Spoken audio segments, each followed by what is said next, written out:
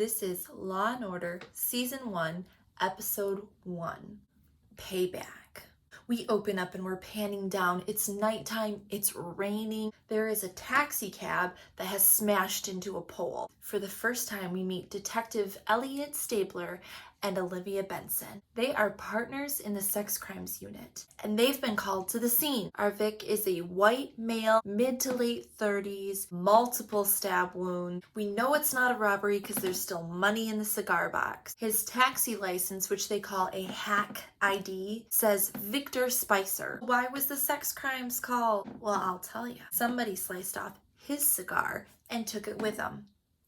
We're at the precinct, and we're kind of meeting everybody. We've got Cassidy, Munch, the chief, Jeffries, and they're all very sarcastic with each other. We're gonna get to this victim, the dickless victim, if you will, in just a minute. But first, Stabler has to be in court. We detour to the courtroom. Stabler is being grilled by the defense attorney, and you kind of get this feel that there is this stigma attached to the sex crimes unit. Defense lawyer asks him if he volunteered for the sex crimes unit. He also asks Stabler if he himself is obsessed with sex. No, I think sex should be one of the best parts of life, not the worst. Stabler. And then he provokes the weenie waggler that's on trial to expose himself in court and goes to prison. We're back at the precinct. Benson says, hey, there's a problem. We ran the hack license on Victor Spicer, but Victor Spicer is in Rikers Island for assault.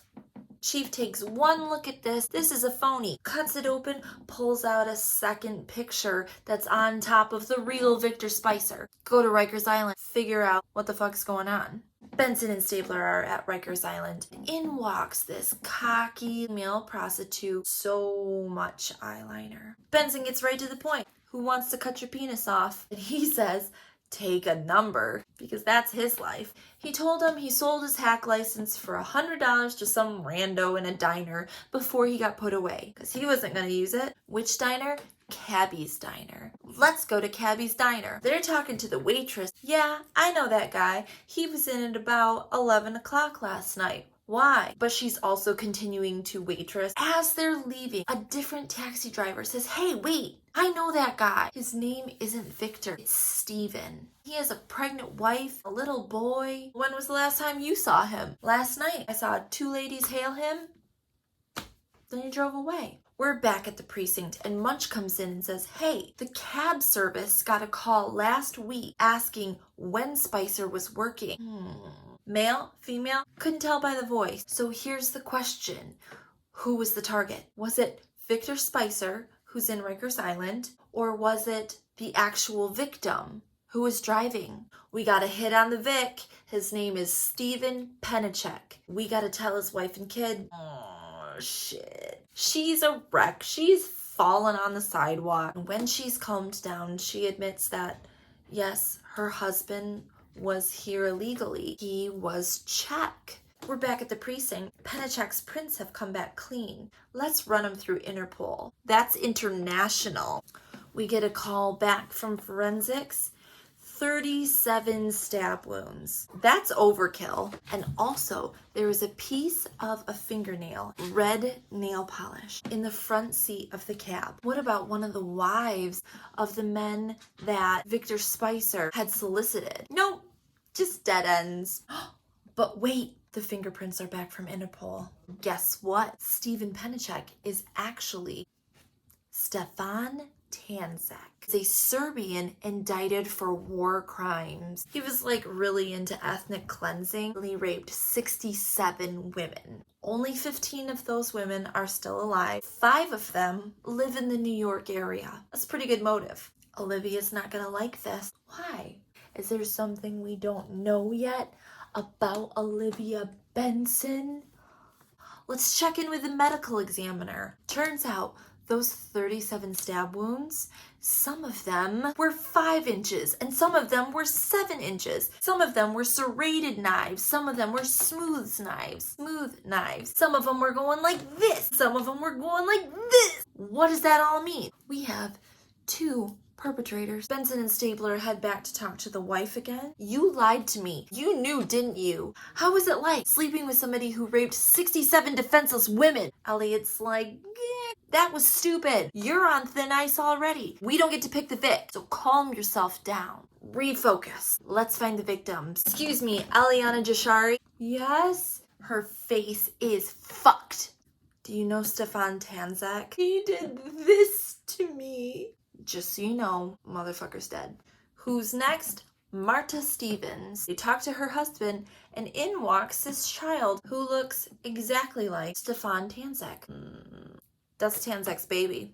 Stabler has a thing, so Benson's like, I'm gonna do this on my own. It's ill-advised. She heads over to talk to Marta. Can I please see your hands? White fingernails, no scratches. Where were you last night? I was working. Do you know Stefan Tanzak? Oh, didn't know that fucker was in New York. Yeah, I know him. He raped me for 3 weeks straight after he murdered all the men in my town. No, I'm not sad he's dead. Olivia leaves the interview and she's conflicted. What am I supposed to do? I'll tell you what she does. She calls her mom. Why doesn't everybody just call their mom? How about that? In this dinner with her mom, we find out 3 things. 1, Olivia knows that Marta Stevens killed Stefan Tanzak. Number 2, Olivia's mom is a rape survivor. Number 3, bam! Olivia is the product of her mother's rape. We jump to the next day. She's telling Elliot, no, she definitely did not do it. Right. All right, well, who's next on the list? Anya Rogova. She owns her own restaurant. That's pretty awesome. Hey, Anya, do you know Stefan Tanzak? Yes, I do. He murdered my husband and my 4-year-old grandchild with a machete. What the fuck about him? She has her hand all bandaged up. What's more, red nail polish. Oh, I should have prepped. Hang on. I don't even have red polish. Anyway, here is Stabler's theory. I think one of them saw Tanzak drive in a taxi and called the other one, that motherfucker's in New York. Let's kill him and chop his dick off. And then they called the taxi cab service, figured out when he was working, and then plotted to kill him. Benson's like, oh, I know. Doesn't matter. We're about to arrest those bitches. Marta Stevens, you're under arrest. How can you do this? Put her in the cop car. They pull up to Anya Rogova's restaurant. Benson says, psst, hey, don't say anything without a lawyer. Stabler heads in to arrest Anya Rogova. Not in my restaurant. Let's wait till we get outside. But before she gets outside, she grabs the steak knife off of a table and holds it up. No, look out! Blah, blah, blah. She looks around and she stabs herself and severs her femoral artery. They're dialing 911. Her last words are, don't help me. We jump to Marta Stevens in an interrogation room, and she's ready to talk. Kind of. We were in the cab when I heard his voice. I started to shake, and then Anya was stabbing him, then I was stabbing him, and then everything went black. The DA is talking to Benson and Stabler after the interrogation. I would go with man 2 because like how she wants to go to trial, they'd have to present Tanzak's criminal record and also that she just watched her friend murder herself. Case would get thrown out. So basically we're looking at like 18 months maybe in a psychiatric ward. Give her minimal bail, get her home before dinner. But the chief is pissed. Get the fuck into my office. What about the phone call to the cab company? You think these 2 women are just walking around with 5 and 7-inch knives in their purses all day, every day? That shit was premeditated. I did the one thing that would let me sleep tonight. You just used your one get out of jail free card. And there's only one in a pack. Benson and Stabler sit down at their desks across from each other. Olivia looks at him. She said something to you, didn't she? She said, I just want to get back to my family. And that was season 1, episode 1, Payback. Jum jum.